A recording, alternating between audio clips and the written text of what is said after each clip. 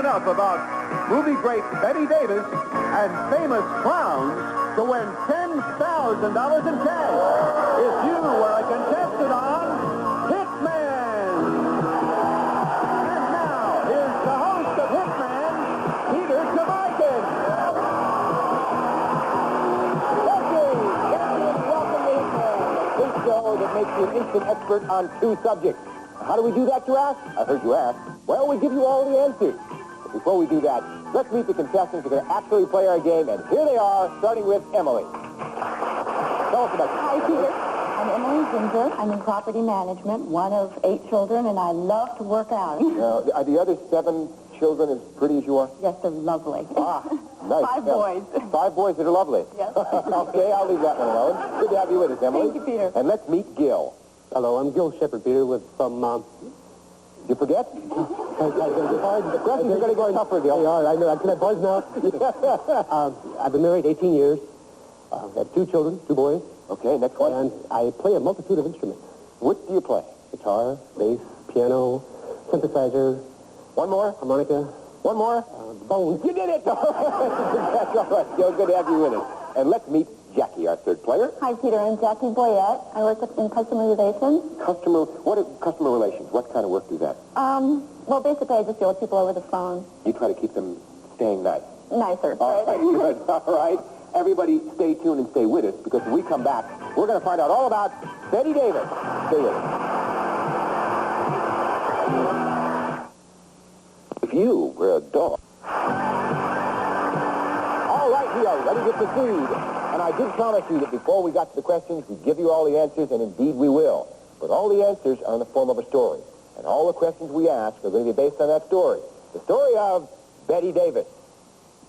Several years ago, the following ad appeared in Variety. Experienced actress with 30 years in the business looking for steady employment. Hollywood was shocked because the ad was placed by Bette Davis. 30 years before, Bette had come to Hollywood with her mother, Ruthie. Betty's father was dead set against her acting. He wanted her to be a secretary.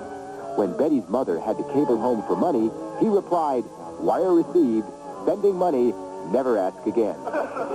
Bette was determined to succeed for 2 reasons: her love of acting and to spite her father.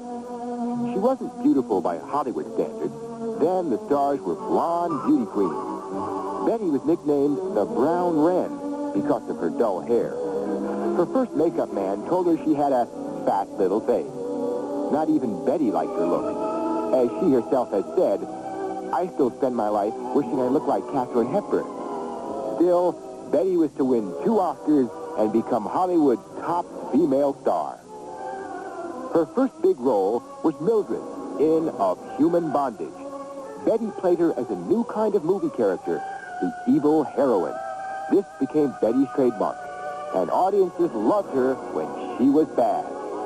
In Cabin in the Cotton, Bette delivered one of her favorite bad lines. "I'd love to kiss you, but I just washed my hair." In her private life, she wasn't bad, just independent.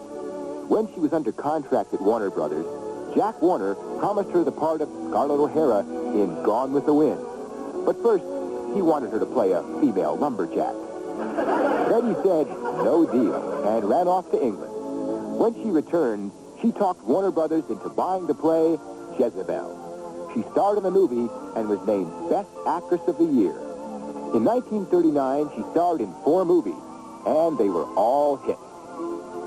In nearly all her movies, she always seemed to have a cigarette in her mouth. In Now Voyager, her co-star Paul Henry did her one better. Actually, only one of those is his. The other, he's lighting for Bette. Fans around the world imitated this famous scene. After her role as Margot Channing in All About Eve, her career slowed down. She was getting older, and the good parts weren't hers anymore. That's when she took out the ad. Almost as soon as the ad appeared, her career took off. Not because of the ad, but because of a movie called Whatever Happened to Baby Jane. For that film, Bette won her 10th Oscar nomination. Today, after 90 movies, Bette's career has taken another leap because of a song by Kim Carnes. Bette Davis eyes.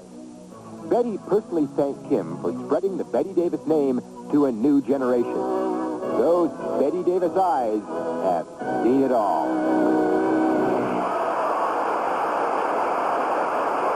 And that's our first story. Now, our game is played in two very different rounds. In round one, our three challengers fight it out amongst themselves in order to determine which two of them are going to go on to do battle with our reigning champion later on in round two. We make that determination by running a little race. Now, whichever two of you crosses that finish line first will be the two who go on to meet the champion in round two. Unfortunately, the third place finisher is out of the game. Okay? Everybody set? Here we go with the first question. In nearly all her movies, Betty seemed to have what in her mouth? Emily. A cigarette. A cigarette is right, and Emily's the first one out of the block. Betty's first makeup man told her she had a fat Gil. That little what face is right. Gil moves out. All right, the jitters are obviously over, Gil. Here we go. Complete this line. I'd love to kiss you, but Gil? Just wash my hair. Just wash my hair. You didn't do it with the accent, though. But I just wash my hair. Very well done. All right, Gil is one ahead of Emily. Jackie's yet to make her move. Here's the question. For what film was Bette Davis named Best Actress of the Year? Jackie. Jezebel? Jezebel's right. Jackie makes her move. Atta girl. In what movie did Bette Davis play a character named Margot Channing? Gil. Human bondage. Oh, All About Eve. All About Eve. Okay, Gil, you got to sit this one out. We turn the light on your podium. We go to the two lovely ladies, Emily and Jackie. Here is your question. Bette Davis was nicknamed the Brown what? Jackie. Ram? Oh, Wren. Sorry, Brown Wren. Okay, Jackie, you're wrong. You got to sit it out. We bring Gil back in the game, and we go to Emily and Gil for the question, and here it is. Give one reason why Betty was determined to succeed as an actress. Emily? She wanted to fight her father. Yes, she did, and you pull up even with Gil. Okay, Jackie's back in the game. Here's the question for all three. Bette Davis's first big role was in what film? Gil. Of human bondage. There it is. If human bondage is right. Gil forces back into the lead. Emily one behind, and Jackie's two behind. Betty said, I still spend my life wishing I looked like who? Jackie. Oh, Audrey Hepburn. No. Catherine Hepburn. Catherine Hepburn. Okay. Jackie, you got to sit this one out. We go to Emily and Gil. Here's the question. After what film did Betty take out the ad? Gil. Whatever happened to Baby Jane? Oh, All About Eve. All About Eve. Okay, Gil, turn his light off. We go back to Jackie and Emily for the question, and here it is. Who promised Bette Davis the part of Scarlett O'Hara? Jackie. Warner? Warner's right. Jackie moves up even with Emily. We bring Gil back into the game. In what film did Betty deliver one of her favorite bad lines? Emily. Whatever happened to Baby Jane? Well, Cabin in the Cotton. Oh. Nice try. Cabin in the Cotton. Emily sits it out. We go to Gil and Jackie. Who wanted Bette Davis to be a secretary? Jackie. Her father. Her father's right. Jackie moves up even with Gil. Emily's back in the game. Question for all three. In what film did fans imitate a famous cigarette scene? Jackie. All About Eve? No. Now Voyager. Now Voyager. Okay, Jackie sits it out. We go to Emily and Gil. Bette Davis placed the ad how many years after? Emily. 30. 30 years is right. And Emily moves up. We got a three-way tie. Hey, we bring Jackie back in. What new kind of movie character did Betty play in a Gil? Bad. I would say bad. We're going to take that. Bad. Bad, you were heard the word. Bad, you got there. Okay, Gil, and you also got yourself one step away from being our first winner. This question could put you over, and here it is. For what film did Bette Davis get her 10th Oscar? Jackie. Jezebel. Oscar nomination. Whatever happened to Baby Jane? There's where it was right. Okay, Jackie, you sit it out. We go to Emily and Gil. If Gil answers it, he's in the winner's circle, and here it is. After Bette Davis said no deal to Jack Warner, where did she run off to? Gil? Oh, no. Oh, no. Oh, yes. England. England. Okay. Jackie comes in. Gil goes out. This is just like musical chairs. Okay. Gil goes out. We go to Emily and Jackie with the question, and here it is. Betty's father cabled wire received. Emily. And money is being sent, but you're not going to get any more. We take, yes. You're all right. Yes, that's again. Emily, up even with Gil. He's back in the game. Both one step away from being our first winner, and here's the question. Bette Davis placed her employment ad in what periodical, Gil? Variety. Variety, right. You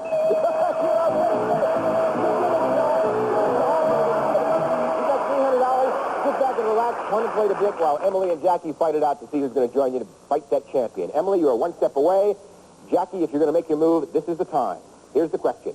Who did Bette Davis first come to Hollywood with? Emily. Her mother. Her mother's right, and you're our second winner. Congratulations. $200 for you, Emily. That means you're going to join Jill in the fight against the champion in round 2. And Jackie, wow, tough game. Pretty good. You did real well. Nice customer relations. All right, we've got some nice prizes for you. Thanks for being with us. Thank you. All right, we'll be back in a moment to see just how well our two challenges to battle against the champion in round 2 right after this.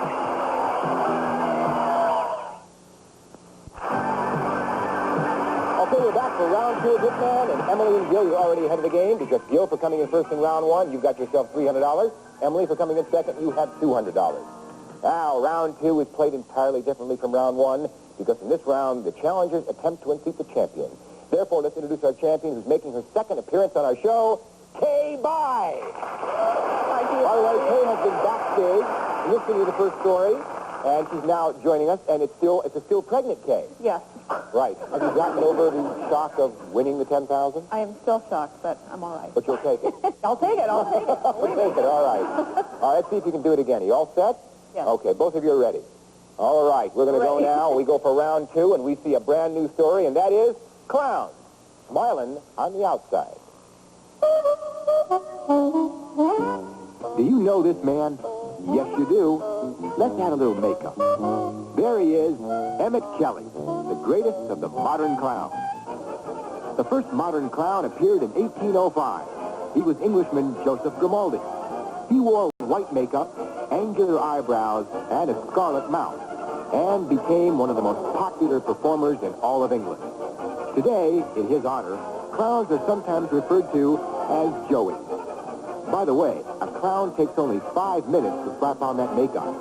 He does it sitting next to the other clowns in a part of the big top known as Clown's Alley. Every clown invents his own look, and others do not copy it.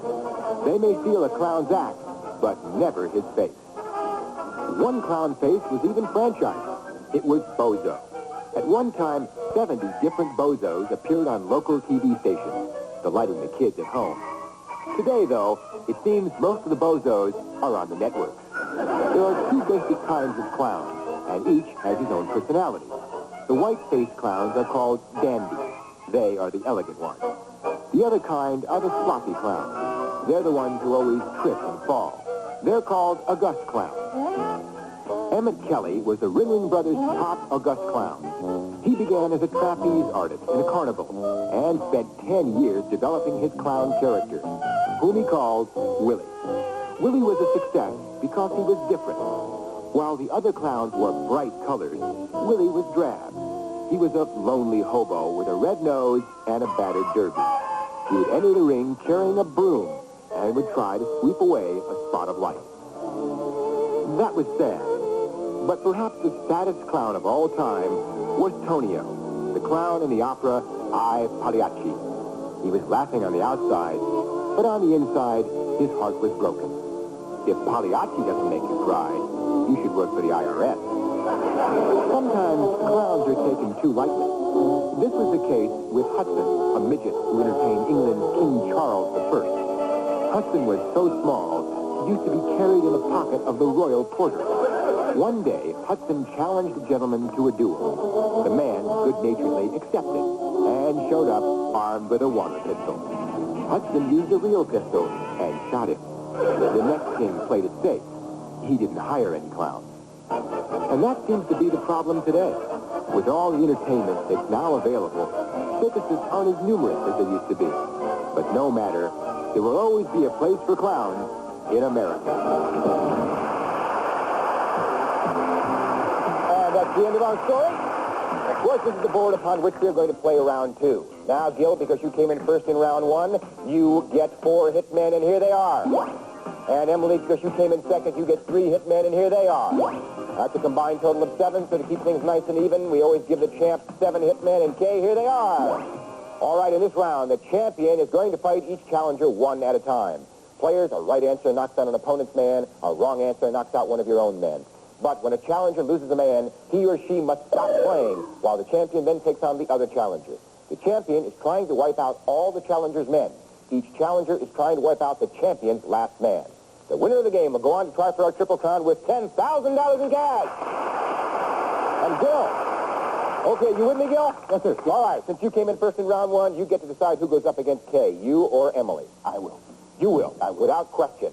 Okay, Emily, you sit back and relax. Let's see what Gil can do against Kay. Here's your first question. Name the clown who dressed like a hobo. Kay. Emmett Kelly. Right, that's Gil's hit and leads the man. Didn't last long, Gil. We go back over to Emily, see how she can do against Kay.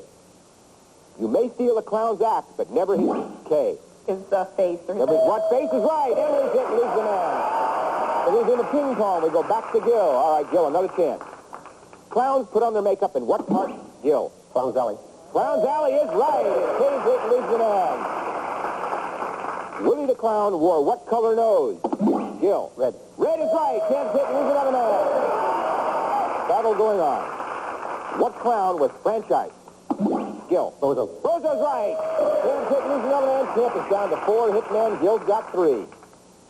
Name a kind of clown other than dandy. Gil. August. August is right. Camp hit and leads another man. You on a roll, Gil. Camp's down to 3 hit men, and so is Gil. Here's the question.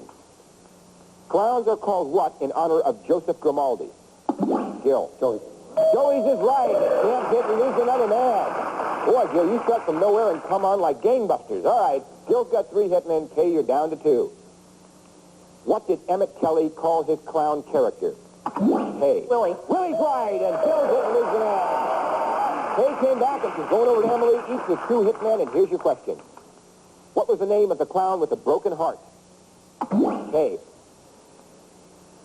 Antonio? Oh, Tonio, not Antonio. Tonio. Kay's hit and lose the man. Emily, you are in an enviable position because if you answer this question correctly, you become the new champion. Okay? An important question. Here it is. Willie the Clown entered the ring carrying a what, Kay? A broom? Broom is right, and Emily's hit and lose the man. Bounce back over to Gil. All right, Gil, you did a lot of work on Kay. Here's your chance. If you answer this question correctly, you become the new champion.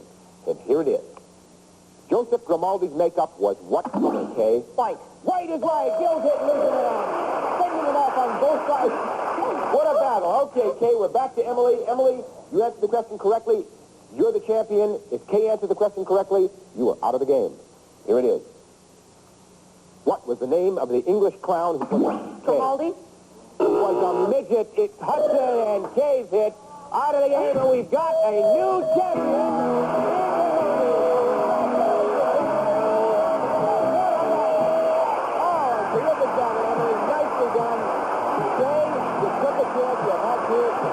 But not in terms of money. No. You're walking away, the 2 of you, with $10,000. Thank all you our so best much. wishes. Had a great time. Thank you, Kay. Gil, you came back, but you did a heck of a job, and you got yourself $300 for round 1. I thank you for being with us. Thank you. Okay, Emily, you're going to have that opportunity now, and that opportunity is to go for our Triple Crown for $10,000 in cash. We'll see if Emily can do it right after this.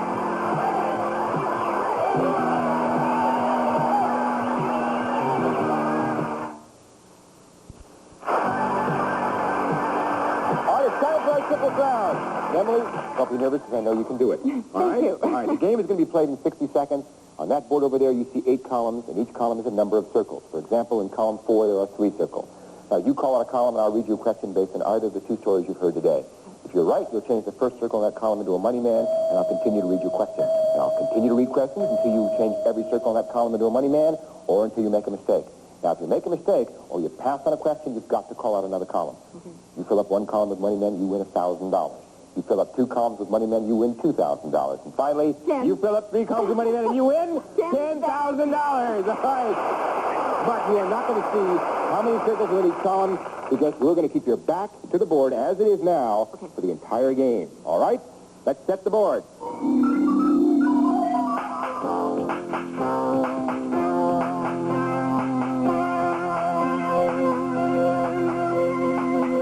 The game and the clock will begin when you call out your first column. And Emily, may all your columns have very few circles. Column 2. 2, clowns who are dandies have what color face? White. Right. Why was Bette Davis nicknamed the Brown Wren? Because she was not pretty. Another column. Another column. Column 4. 4. What man wanted Betty Davis to play a female lumberjack? Warner. Right. Which category of clowns trip and fall? Augustus. Right. There's your first column. Call another. Another column. 8. Betty Davis has won how many Oscars? 10. Another column. Another column. Column 7. 7. Who co-starred with Betty Davis in Now Voyager? Column 3. 3. There are how many basic kinds of clowns? 2. There's your second column. Another. Another column. 6. What was the first name of Betty Davis' mother? Ruth. Right. What film caused Betty Davis' career to take off again?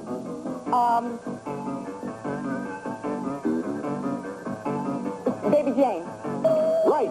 What was the full name of the first modern clown? Column 1. 1. Who sang Betty Davis' Eyes? Jim Carrey. Ah, that means a signal of time's up. And look what you did. 2 columns of shorties, but you got yourself $2,000. Congratulations. Thank you. We'll be right back. We have a happy dog. Congratulations, Emily. That's $2,200. We'll see you next time. My hitman will see you next time as well. Bye-bye. Some of our players can see with 327 Harvard Cutlery. You can see by your hardware store's new line of Harvard Cutlery with high carbon steel blades and solid walnut handles now sold exclusively at True Value Hardware stores. Also, Jenny War Beef Stew has hearty carrots and potatoes and chunks of beef and rich gravy. Jenny War Beef Stew, the real meat and potatoes real from Hormel, plus Niagara, America's number 1 spray starch. Helps prevent the deep penetration of soil and stain.